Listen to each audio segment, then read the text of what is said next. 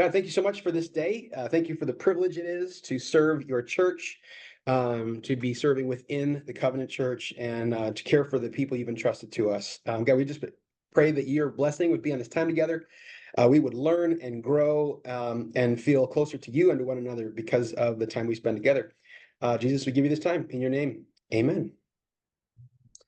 Well, getting started, this is a bit of training that I have taken my volunteers through for many, many years now. The content here was developed by a team of youth ministry people in many youth pastor lives ago. And I just continue to renovate it and refresh it. And I find it to be incredibly helpful for teams. And in specifically for helping youth volunteers connect with students.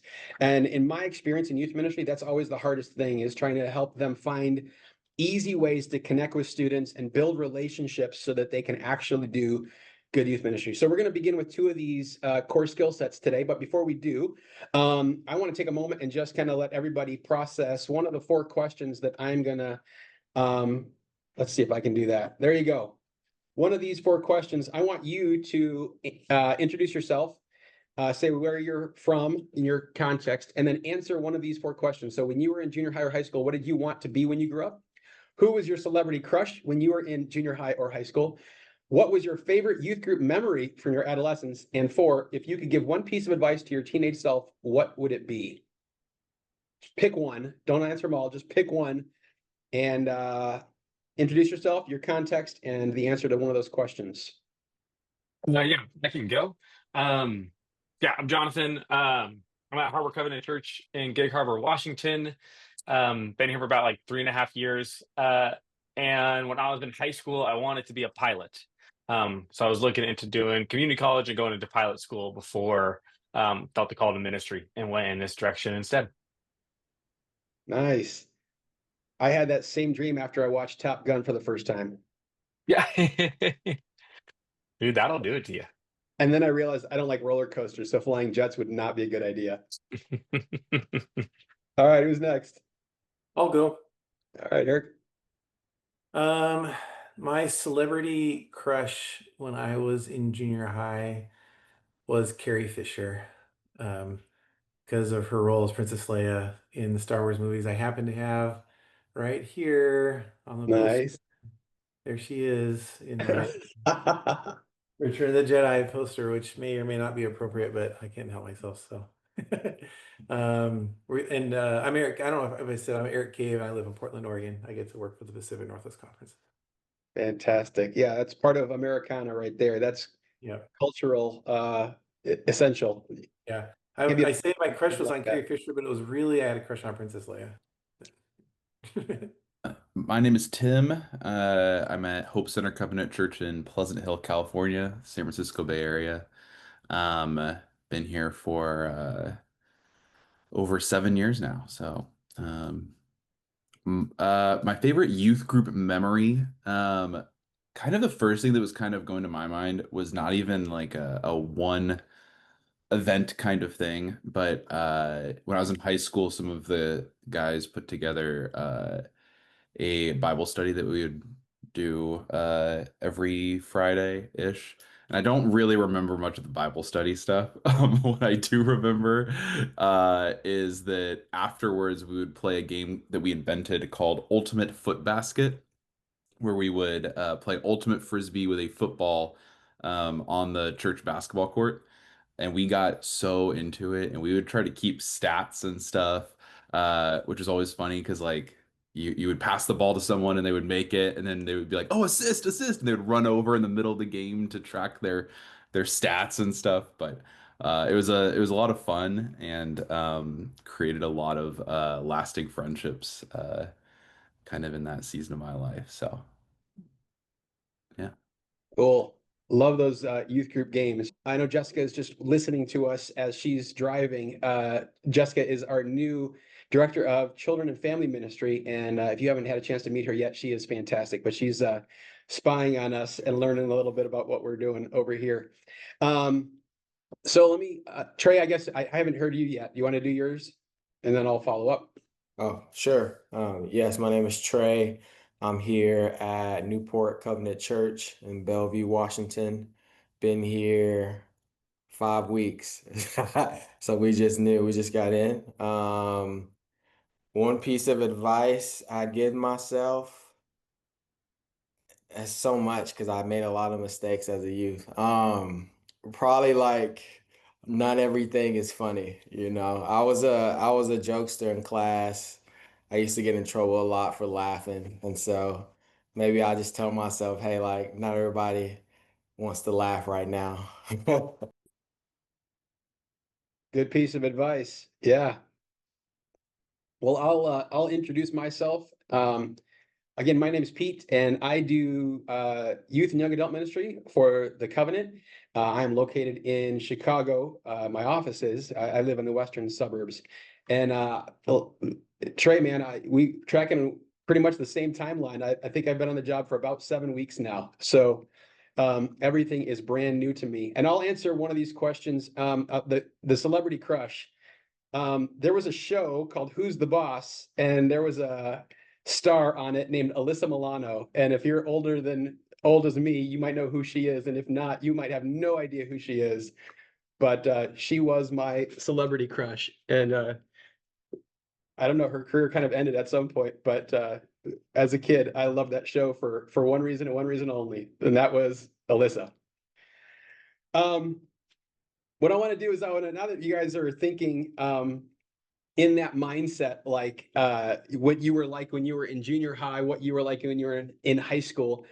Can you imagine the type of leader that it would have taken to connect with you, to really get through to you, build a relationship, and to be trusted by you? And so I wanted to do is I want you to think of the one person in your junior high or high school days that made the biggest impact on you spiritually, and ask yourself, how did they build that relationship, and how did they maintain that relationship? All right, I want you to be thinking of that as we go through. I want to ask you to answer that. But as I said earlier, one of the hardest things I have found when it comes to volunteers is helping them figure out how to connect with students, how to make that initial like startup conversation. Right? Have you ever had volunteers and you've told them, hey, I want you to get to know the students in our ministry. I want you to get to know the students in our church. And they look at you like how could I possibly do that? We don't even speak the same language. And in your mind, like mine, perhaps, you're thinking to yourself, like, we go to the same church, we share the same context, we listen to the same stuff every day. Why is it so hard to start these conversations? And so this is a tool that I developed to help leaders kind of understand what the expectation is in youth ministry. And so I've oftentimes told volunteers that this is the center of the bullseye. When it comes right down to it, it's 3-2-1. And 3-2-1 stands for three things that I want everybody to do. 3 stands for learn 3. And then depending on your context, I'll either say names or new things. So I tell all of my volunteers, it is your job every single time that you step foot on our campus, every single time that you're at church, whether it's for a Sunday morning service or maybe it's a Saturday morning Bible study or men's prayer breakfast or a girls' night out. Your job is to look for students and learn 3 new names. Or perhaps it's a smaller venue. Maybe your youth group is, 5 to 10 kids, and typically there's not 3 new kids.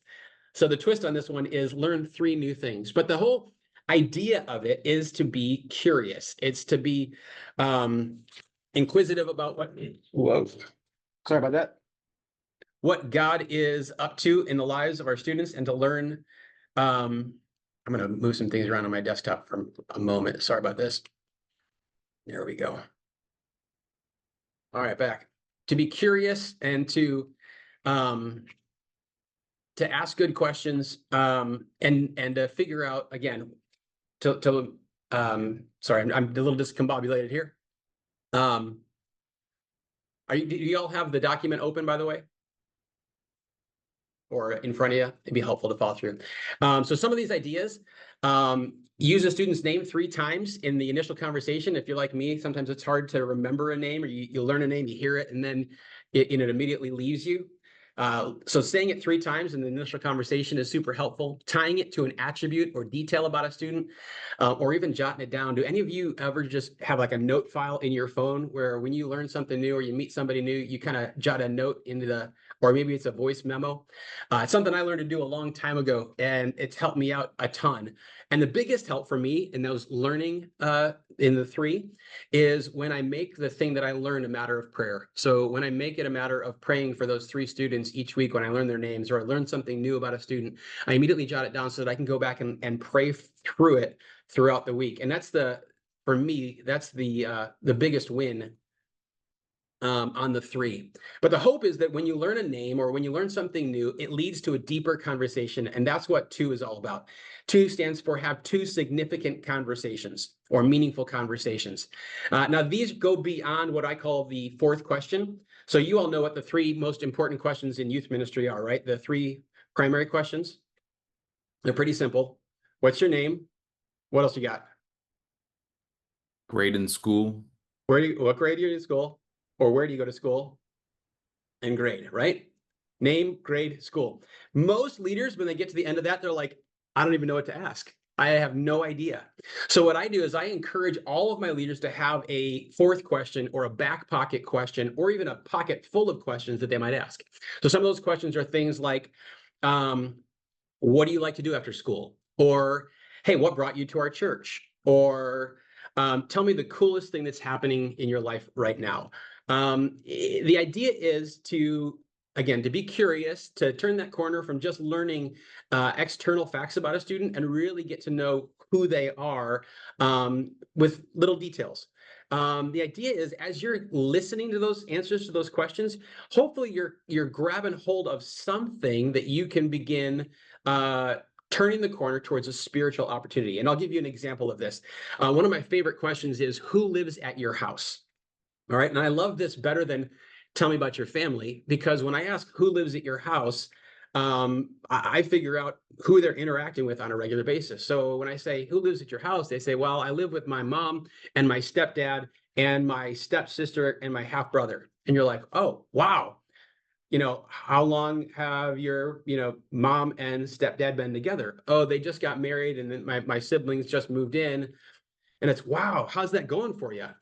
And now we're having a conversation about real important things in life that are, more important than just, hey, so you like the Chicago Bears or the Seattle Seahawks or whatever it happens to be, right? Now we're getting at real life things. And so the idea is to grab hold of something that you hear in that conversation and turn the corner so that you can make it a matter of prayer. And that's what the 1 is all about, is to pray with 1 student. So in that scenario, who lives at your house? And I hear about who lives at their house, and I'm asking a little bit deeper questions, like, tell me about that. How's it going? A student might say, man, it's really frustrating. My stepsister is just annoying, or I'm not used to living with other siblings. It was just, me and my mom. And then when my mom married my stepdad, now I've got 3 siblings in the house, and it's really hard. And we have the opportunity to say, hey, you know what? I believe that God cares about you and he listens to our prayers. And when we bring our prayers to him, he actually answers those prayers. Can I take a moment and pray for you right now? And this is a huge opportunity because it does a number of things that oftentimes we don't think about. 1, obviously, we're bringing those requests before God and giving God an opportunity to intercede in a child's life. But we're also giving a student the priority of prayer. We're saying, hey, prayer matters. We're teaching them the value of prayer. We're modeling prayer because we're actually praying with them. And then something that we don't oftentimes think about is we're making that student at that very moment the most important thing in the room. Because when you pray with a student, you're perhaps closing your eyes and you're shutting out every other distraction, and you're coming before God with that 1 student, and they get all of your attention before God. And it's one way of saying, hey, you really matter. And right now, you're my highest priority. And one of the things I love about this, and this is an added bonus, is that when other students and others in that environment see us praying for a student, it prompts what I call to be healthy spiritual envy. And I'll explain this a little bit. A long while back, I was praying with a particular student, and actually, let me change it differently. I was walking through our youth room, and one student ran up to me and she said, hey, Pete, will you pray for me? And I was shocked. I was like, oh, sure. what can I pray for? And she told me, and I prayed with her. And I said, hey, out of curiosity, Cassie, why did you ask me to pray for you? I'm just curious. She goes, well, last week I saw you praying with, I can't even remember who it was, Allie. I saw you praying with Allie, and I was a little jealous that you were praying for Allie. And I think, my Pastor Pete never prays for me. Well, then she thought, well, I should just ask him. So out of jealousy, out of envy, she asked me to pray for her. And I love that. And so when we pray for a student, we make a huge difference in their life. Because we give them an example of prayer, the priority of prayer. They're important. We have opened the door to God blessing their lives. We create this opportunity for others to ask about prayer. And then it provides something pretty significant also, is it's an opportunity for follow-up.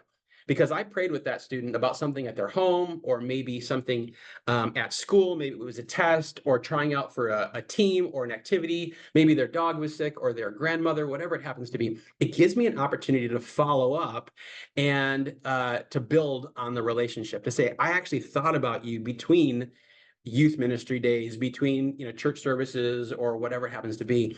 And it gives us an opportunity to connect in a real significant way. So what I'm going to do is I'm going to take a moment and just take a break, pause my sharing, and ask, what do you guys think of that tool? What questions or ideas do you have?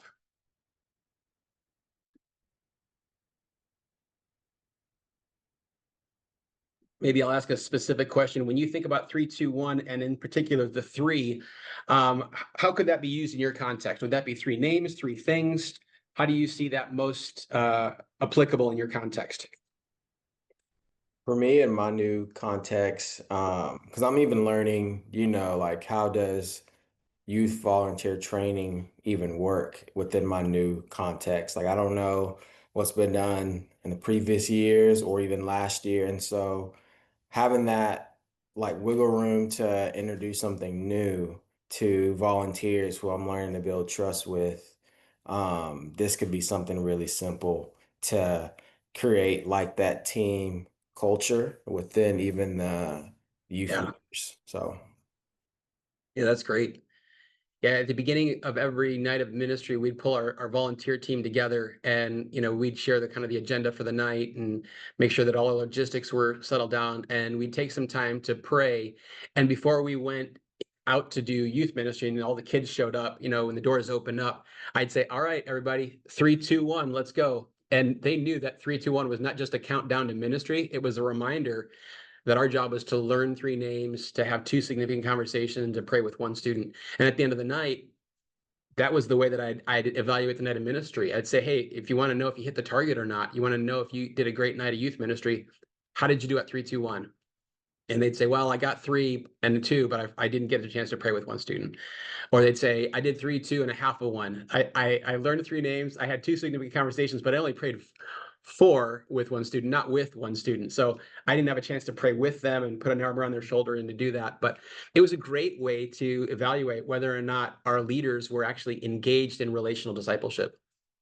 And it did set an incredible culture of expectations. Yeah, Pete, that's what I was gonna say. I feel like this would give me really good, like a baseline standard for like expectations with leaders. I think a lot of the times, we debrief the nights, what worked, what didn't, where did you see God move, and those have led to some good discussions about what we're seeing, but not as much about what we're like connecting or engaging with. And so, yeah, I think just having some really clear, like, hey, here's what I want from you, like on top of leading a small group, here's what I want you to do during the game time, during the free time, during dinner. Like, this is your role in those moments. I think it'd be really helpful, especially for a lot of our new leaders coming in who are just like trying out youth ministry for the first time, who don't have the natural just awareness to do that stuff after years. So, Yeah. Yeah. That's good. And this is something that, like I mentioned earlier, I encourage all my leaders to do no matter when they're at church. So, oftentimes on like Sunday morning, everybody's walking around and they're, paying attention to their friends, or you do the meet and greet and everybody's, stands up and they find somebody they know. And oftentimes, junior high kids just kind of stand there like everybody's saying hi around them, and nobody's engaging with them. And if I tell my leaders, hey, this is a tool that you use anytime you're on campus, anytime you're at church, you are a youth ambassador. Your job is to accomplish a 3, 2, 1, no matter when you're here. It changes the way that Sunday morning is for our students. it's really hard for a student to come on campus and experience church without actually experiencing the people. But before this tool, kids could come onto our campus all the time and, come and go and never have a conversation with anybody. So spin it, deploy it everywhere you have an opportunity. Tim, do you have something you want to share? I was just going to say one thing, or I guess two things real quickly. One is that I think it's just this is a way easier tool than when a leader asks you, like, how should I, like, what am I supposed to be doing? This is a lot more specific than just talk to kids, talk to students. Because that's my tendency of like what I just want to say. This is simple. But the other thing that kind of was coming to my mind too is as we like plan and structure our nights, making sure that this is a priority and not over scheduling the night so that there isn't Yeah. more free relational space. That's something I've kind of learned as I've been working with the high schoolers the past few years, and should be a priority. Yeah, that's a great word. Thanks. Appreciate that, Tim. Yeah, you have to schedule time for it. If your program is, so frenetic that there's no time we call it hang time, right? If there's no hang time, there's really little time to build those relationships. And you know what I've discovered? For junior high, having that hang time on the front end of ministry is super important because they need that in order to connect. Oftentimes, high school students, they'll come in and they kind of just want to get to, find their friends and do their thing in a small group, teaching, whatever. But they need that hang time at the end. And oftentimes it takes them a while to warm up to relationships. And so being engaged in the high school ministry and the environment there can oftentimes open the door to Great 3-2-1. So we flipped it around in our student ministry model. Junior high and high school met simultaneously in the same spaces, but they rotated differently because junior hires needed that relational time on the front end. High school students needed it on the back end. And we found it to be more successful that way. So that was our context. Maybe you'll find it the same way or similarly. I was just gonna say I agree, and what I love is that this is dialing in on one of the principles that is in the RDK, the Relational Discipleship Kickstart, about elevating priority first, people second, and programs third. And it's just so easy in youth ministry to flip that and all of your attention and time go to programs. And when you give a leader a job, it's your job to do the snacks, then they're focused on getting the snacks ready and they're not actually spending time with kids. And you got to remind them that actually the priority is over programs is actually the people, the students. And we know that's the priority because of our purpose. And so I love that this just lives into that and encourages relational connection, which is what's most important. Eric, it's a great point because what this did in our ministry context, we were in a larger context most often. And we had volunteers that were like logistics volunteers. They were helping out with check-in. They were doing the snack shack. They were helping with security. And a lot of times we had volunteers that came and they said, I don't know how to talk to students. So can you just put me somewhere where I can just do a task? And the response was, no. You're working in student ministry. You're going to have students all around you. You have to engage. I'll give you the tools and the training to engage, but there is no non-relational ministry role in our student ministry. And so the people that were doing check-in were actually the people that were most successful at 3-2-1. This gave them something to actually aim at as they stood behind a check-in station and trying to check in kids on an iPad or whatever.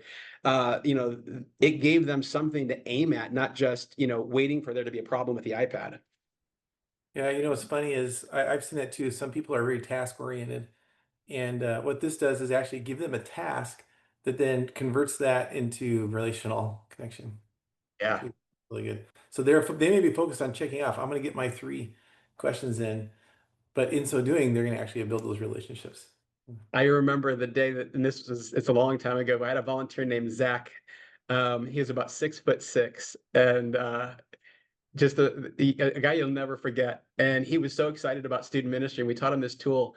By week 2 or 3, I said, "Hey, did you get a 3-2-1 in?" He goes, "I got a 7.54." And I was like, "Dude, nice job." Who are the 7? I don't remember. Write them down. So anyway, It is, for some people, they need that task list. They need something to aim at. And this is just super simple, really easy, accessible, and it builds. And so what I'm going to do is I'm going to turn our attention to the next skill set, which I call no-show grow. And no-show grow is pretty simple. It is not rocket science. Anybody that's doing youth ministry kind of has these things in mind already. But I think it's like 3-2-1. It's just a really helpful kind of categorization of what we do. So no is simply this: get to know your students one individual at a time. When we talk about getting to know students one individual at a time, we have a tendency to kind of treat students as they're all the same, or we treat them like an entire small group, or we talk about them as if they're just kind of this monolithic group. But every kid is uniquely different, and every kid has a name. This is why we start with 3-2-1. So getting to know their names, getting to know details, where do they go to school, what grade they're in, what kind of things do they do after school, who lives in their home. These are the kind of details that give us the opportunity to do really good, solid relational ministry. So some of the ideas that I oftentimes share is names are important. Don't fake it. You ever met those leaders that they call everybody buddy? Maybe that's you. Maybe you're not great with names and like, hey, dude, or, it's the Christianese sister or brother kind of a thing. But students have kind of this BS meter about them that says they don't really know my name. And so I've found this to be true, that asking somebody's name it's a little humbling, but it's probably the most important thing that you can do when you don't remember a name, to say, hey, listen, I should remember your name, but I don't. I'm so sorry I forgot it, but your name is so important to me that I want to learn it. Can you give me a second chance? Tell me your name again. I can't tell you how many times I've said that to a student, and they genuinely appreciate it. So ask the names, right? Ask for details. I have a tendency to do this too. I avoid the kid if I'm trying to remember their name. I try to prolong the conversation as long as possible. Don't fake it though. Get to know the names, ask a second time, write it down, learn it well. Pay attention to nonverbal cues. What are the students wearing? Who are they connecting with? What are their rhythms? When there's a student that comes into your youth room and they're always heading right to the video games, or they avoid the video games like the plague, that tells you something a little bit about them. So pay attention to those nonverbal cues. Leverage parents. Parents are the greatest resource that we have. When a student checks in and you're getting information about contact, parents, emails, phone numbers, whatever, man, make the priority to get to know a parent and ask them, hey, tell me a little bit about your son, your daughter. How can I pray for them? How can I minister them? What are the things that you're working on with him or her that I can join you in? How can I endorse what you're already doing at home? Now, I'll tell you what, making those phone calls ensures that kid's probably coming back the next week, because I don't know a single parent that wouldn't say they want somebody to pay attention to their kid. They want somebody to know them personally, and that kind of trust and an invitation, parents just love. And I find that especially in junior high, that's going to go a long, long way. But it's giving you an opportunity to use some of the same language, have some of the same priorities as parents, and to join them in what they're already doing, increasing the opportunity to really do great youth ministry in that student's life. And the last thing is this: use a notebook. I use Evernote to jot notes about students in my ministry and to kind of track with them. So what they like, what they're into, the things that their activities, great conversations. I oftentimes record little notes about those kind of things. And I kept, Evernotes on my students, just so that from time to time, as I was praying, I'd know what to pray. I know how to follow up. As I was talking to a parent, I'd have something to go on when I called and said, hey man, your kid's awesome. Just wanted you to know that. But this is, bread and butter, boilerplate kind of youth ministry. You got to know the students. If you don't get to know them, you can't move on to the second step, which is show. And that means show up one contact at a time. Now, contact work, I find to be the most important piece about growing a youth ministry, meaning having ongoing relational contacts. It doesn't have to be face-to-face, although that's great. It can be as simple as a text message, a handwritten note, being in the right place at the right time to run into them.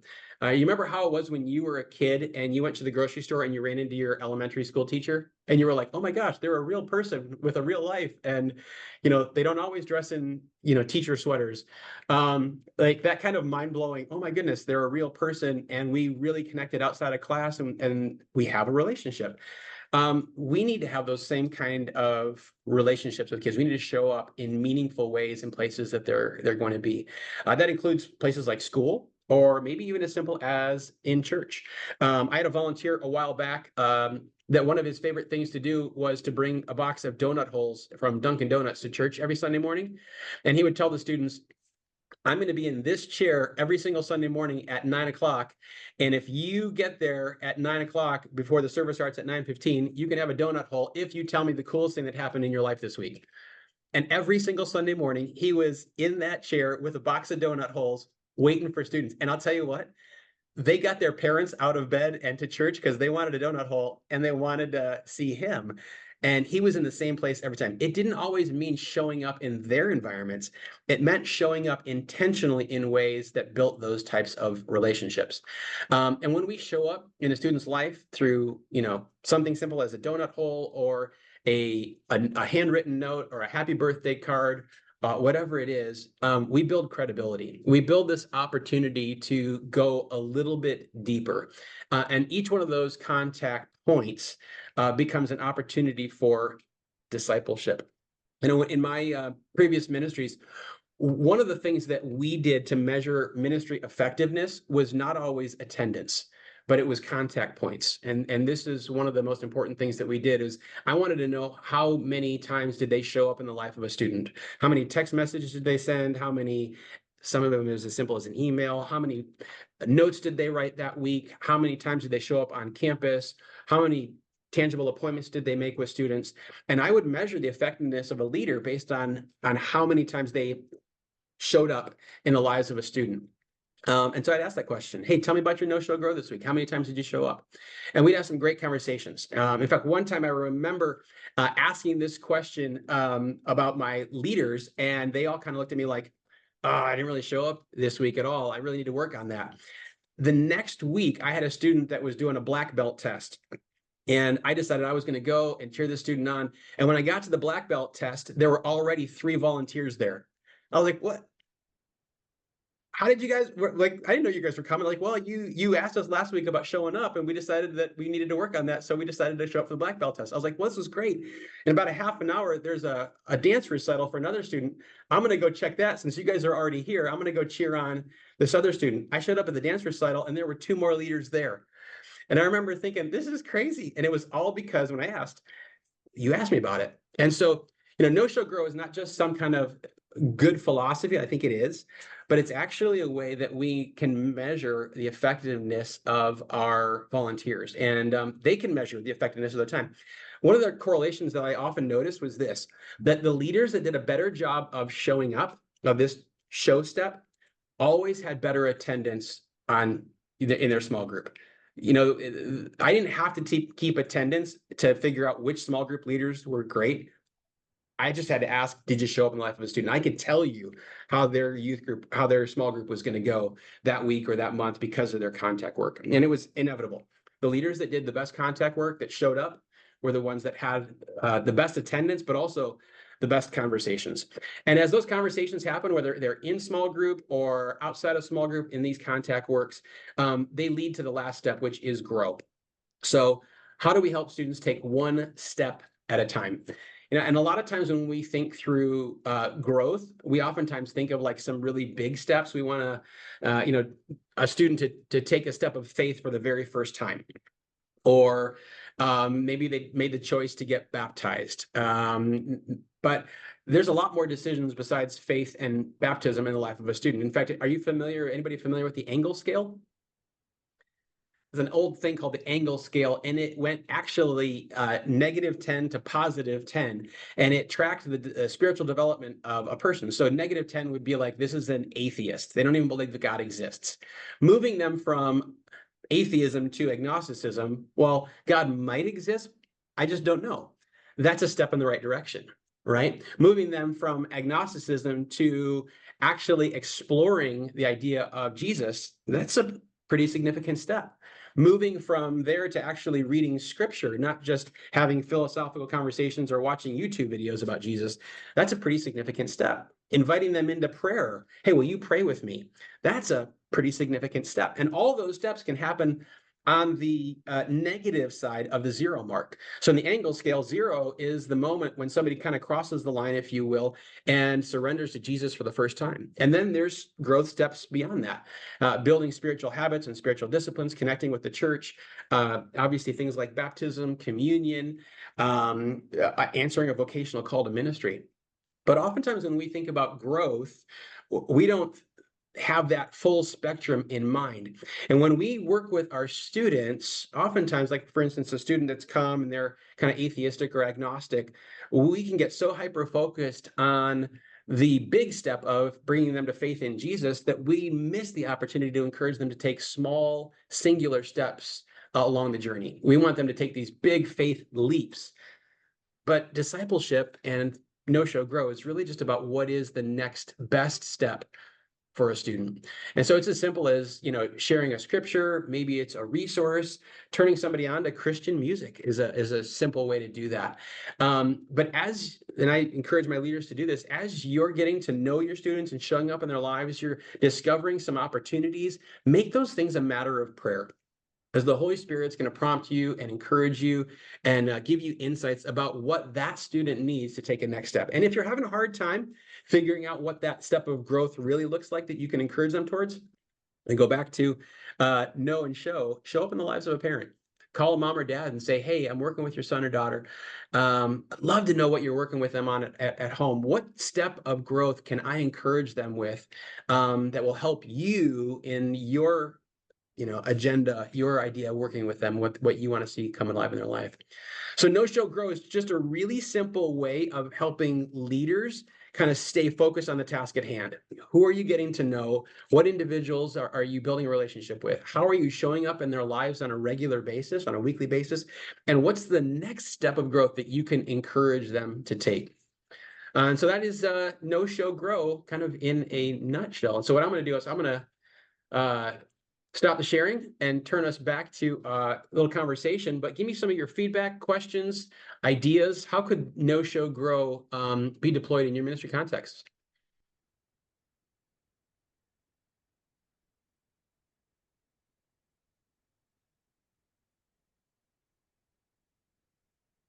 Is anybody tracking contact work showing up? That's something anybody's ever done before?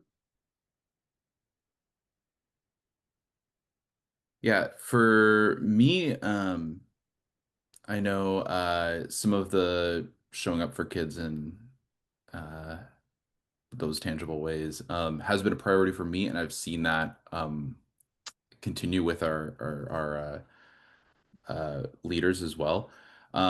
One thing that actually happened recently was I had a student invite me to her school's pep rally. And I was actually even a little anxious going in because I hadn't gone to this school before on campus. And I was like, I'm not going to know where anything is and stuff.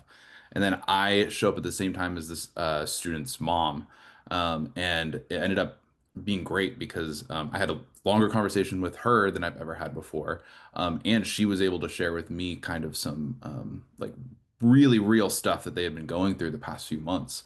And it was something that never would have happened in the, busyness of a Sunday morning or a Wednesday night or something like that. And so that was just a huge thing from God for me, where I was like, all right, yeah, this is this is a really good opportunity just to get to know families better. And so we've continued that with some of our leaders as well, and it's been going good. And I think the biggest kind of hurdle, maybe you can speak to this, is just figuring out like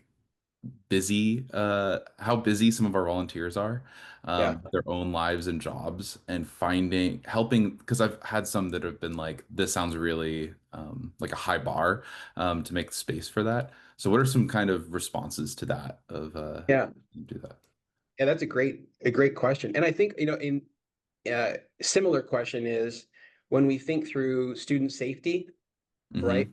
How do we manage that? We don't necessarily want a random volunteer hanging out with a student one-on-one in a place that's not secure. How However, it's really hard to do great youth ministry without relational connection and that type of, rapport. You might even call it intimacy. So it's a tough balance between busy volunteers who don't have a whole lot of time to give and maintaining that kind of students' safety and security piece. What I've found to be helpful is to think through what are the things you're already doing. This is the Be With principle. Remember Bo Boshers from Willow Creek? He did a bunch of stuff on Be With. Lead 222 was advocating that. They had a couple of great books on it. But the idea is you're already doing something. So for those of you who are a little bit older like me, maybe have kids in the schools, for me, when my kids were in junior high, to show up for a junior high track event was not ridiculous because my kids were running track. It's about going into those environments knowing intentionally, like I'm going in not only as a dad, but also as a youth worker. So oftentimes I'd encourage my volunteers, hey, if you're going to go watch your kids' track meet or football game, baseball game, wear your youth group t-shirt, right? And represent and look for kids that you might know from the youth group. Most of our volunteers are going to be at church on Sunday morning, right? So how do you maximize that opportunity, right? If you're going to show up in the life of a student, they're going to be at church, you're going to be at church too. It's like that volunteer with the box of donut holes. I'm going to encourage them to show up early and to have conversations with me by leveraging at the time it was like a $7 box of donut holes. So what are the things that you're already doing? I think when it comes to junior high ministry today, it's a little bit tricky because not every junior higher has a cell phone. So social media is probably a lot of times off limits. They're not texting. If they have an email, it's a school email and it's locked out from public emails oftentimes. It's harder to connect with them digitally. So I've oftentimes encouraged, not often, I always encourage my volunteers, the very first contact you ever make with a student is with a parent. So it's calling mom or dad and saying, hey, Joey's in my youth group, he's in my small group, connecting with him at church. What's the best way to connect with him outside of church? Is this, do I call your phone to chat with him? Should I send messages? Will you pass them on? What's the best way to connect with him? Hey, I'd love the chance to get to know him on a deeper level. What are some of the things that he's involved with where I can show up and cheer him on and encourage him? For high school students, it's super easy oftentimes because it's, I've got a high school student that works at McDonald's. I can go to McDonald's and grab a 99-cent Coke and be on my way, but have a touch point. Hey, how you doing? What's going on? Glad to see you at work. Hey, how can I pray for you? How did your test go? We're following up on opportunities there. But what are the things that I'm already doing, my routines, my rhythms that I'm already in that are easy to just make them intentional efforts like that. The other thing is that a lot of our volunteers are doing other things at the church, men's events, women's events. They're serving, maybe they're on the parking lot team. It's not hard to say to a bunch of students, hey, I need help on the parking team. Would you guys help me out? Hey, I'm going to be serving in kids ministry this weekend. Anyone you guys want to help me out? There's a men's breakfast. Why don't you guys invite your dads and let's be there together? It's a safe space. It's a secure space. There's great benefit from being there and it's an opportunity to connect. So for me, it's always about just trying to think, what are you already doing that you can invite students into? What are students already doing that are part of your everyday rhythms and routines? And how can you think strategically along with parents to make those safe and acceptable and effective contact points? I don't know if that's helpful or Yeah. Anybody else think of some ideas about how to connect and do the show part in safe, secure ways?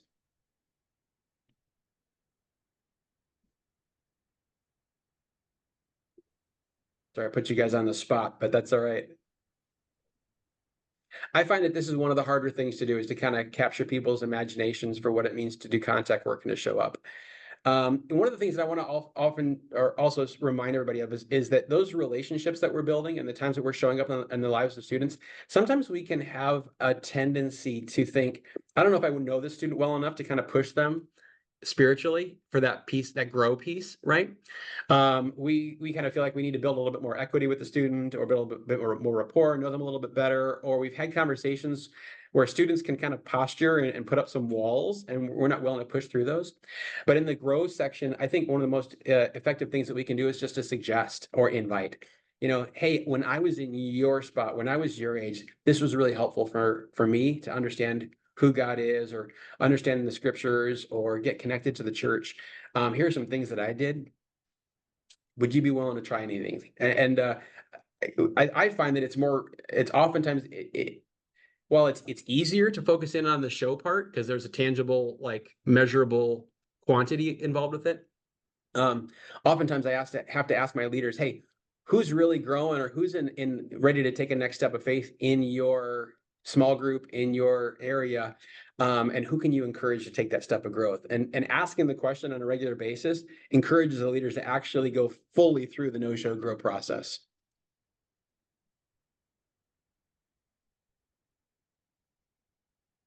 Other questions, comments, ideas on how to deploy this stuff?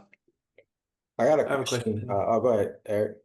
Trey, you get to go first. You have the biggest beard, and so that gets you.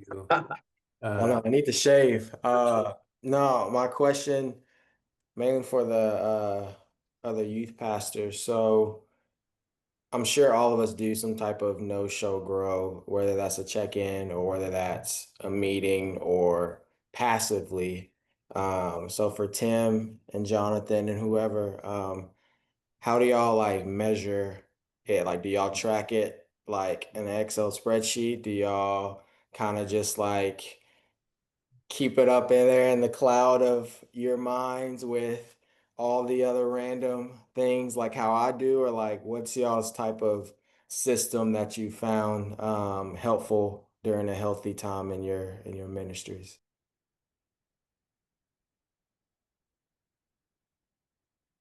I'm not going to be very helpful because it is very informal in my head kind of stuff versus tracking it. Most because that's just like my tendency in general. I'm not the most organized person, but I honestly think that that is a helpful tool if you can get into that rhythm, I would guess, of like of tracking it in some, spreadsheet or something like that. Um, but yeah, I haven't tried that yet. And it's the tracking, the reporting is helpful to your ends, but it's not always helpful for the volunteers' ends. So let me share something with you. Maybe you already downloaded this or looked at it. But I'm going to share another window with you guys. This is in the chat. It's also something I uploaded to covyouth.com. But this is something that I would give my leaders, and I would just leave it out on the counter. And I would say, hey, at the end of every night, just take a moment, reflect on these questions. You might even write these answers in. Who are the 3 names that you learned, or what are the 3 new things that you learned? What were the 2 significant conversations that you had? Jot that down and make a note for yourself. So remember I said earlier about using like Evernote or a note app in your phone. Not everybody's going to do that. Not everybody's app savvy. In fact, my volunteer team was, I would say, 60% parents, 30% grandparents, and 10% college students or young adults. I had a really lopsided volunteer team. So they weren't all, especially the grandparents, weren't super excited about using their apps and on their phone. But this was helpful because they would write down what they prayed for and how they prayed for a student. It would also give an opportunity to begin writing down and processing, the no-show grow, who they got to know, how they were showing up in the student's life, and what steps of growth were they recommending. So at the end of a night of ministry, they've had an hour or maybe 2 hours with students, and to be able to just take a moment and reflect on these things and jot them down was really helpful. So you can use this. This has also got, we're going to be covering the 11 keys of unlocking great small group conversation in a couple of weeks, but it's all part of the same document. But feel free to use this as I always called it a diagnostic tool that helps leaders diagnose whether or not they're leading well and where the problems and the holes are in their ministry, in their volunteer ministry. So one of the things that kind of core commitments is, until you distill it in something that's really memorable and accessible, really easy, you really don't have training, right? Training is only as valuable as it's understandable, simple, memorable, and you can begin really writing down and recording how you're doing at it. Jonathan, did you have something you want to share? Well, yeah, I was going to say, kind of going back to Trey's question. Yeah, I don't know if I have a great system for tracking when adult leaders are like showing up or connecting, but one of the things that we're trying to do this year, or one of the things I've done this year that I'm hoping is going to at least help make it easier for leaders to connect with students outside of group, is like I've created like a leader resource area that just has a bunch of like postcards already ready to go. So there's like birthday postcards, there's first time guest postcards, there I'm praying you postcards. And the idea is just going to be encourage leaders like, hey, if something comes up in youth group, like here's where you can go make a postcard, write it down. Our roster is right there so they can write down the name, student, and address, and then like leave it in our, like I have like this mailbox kind of thing. And I'm like, hey, just leave it in there and I will mail it out tomorrow. But just to alleviate one more step of them needing to find a postcard and remember to write it and to mail it out. It's just going to be in our youth room. And it's like, hey, before you go, write them a quick note. I'll mail it out tomorrow and it'll be there in their mailbox in a couple of days. Is just the idea that we're kind of playing with to remove some of those block roads or those roadblocks from them connecting in that way. That's a great idea, Jonathan. Love it. We had a, do you have like a variety of stationery or postcards that you provide? Yeah, so I found like this resource. I think it was on like Download Youth Ministry, and it's like a birthday postcard, a first time visit postcard, and a I'm praying you postcard. But they're all for the different seasons. So there's like fall themed ones, and then winter themed ones, and spring and summer. And so the idea is great. I can just print out a bunch of these for the fall. They can use them for a couple of months. I can print out new ones in the winter, new ones in the spring, new ones in the summer, and they can just always have an easy access to quickly write down the card, send it in the mail, and then I'll mail it for them. Yeah, love it. Well done. That's great. Well, hey, it is 4 o'clock on my end, which means it's probably time for you guys, what, 3 o'clock, 2 o'clock on your end. So thanks for being here today. Glad you're a part of this. Feel free to reach out to me if you have questions or follow up. Definitely invite some others in. Next month, we're going to be talking with Rebecca Jacobson from Youth Ministry Consultants. She's going to be sharing a little bit about how to find some resources there online. And we're going to talk through volunteer training on another level. And then in a couple months, we're going to get to that 11 keys to great small group conversation. And then in December, we're going to be talking through discipline and the 4 Ds of discipline. So hope to see you guys back. Thanks again for joining us. And I'll let you all head out. Have a good day.